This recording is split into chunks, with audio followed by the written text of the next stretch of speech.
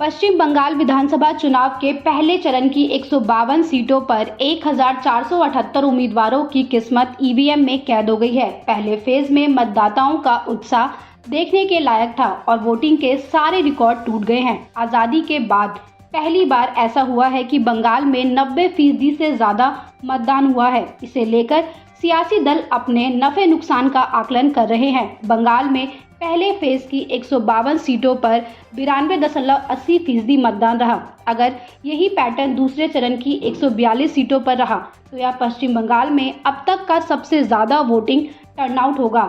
हालांकि 2021 में बंगाल विधानसभा चुनाव 8 चरणों में हुए थे। बता दें कि 2021 के विधानसभा चुनाव में इन 152 सीटों पर 83.2% मतदान रहा था, जबकि 2026 के विधानसभा चुनाव में 92.80% वोटिंग हुई। इस लिहाज से 10% ज्यादा मतदान हुआ है। ऐसे में वोटिंग पैटर्न कहता है कि पिछले चुनाव से बड़ी वोटिंग ने राजनीतिक दलों की धड़कन बढ़ा दी है। अब सवाल ये उठता है कि 10% ज्यादा वोटिंग बीजेपी या फिर ममता बनर्जी किसके खाते में जाएगी।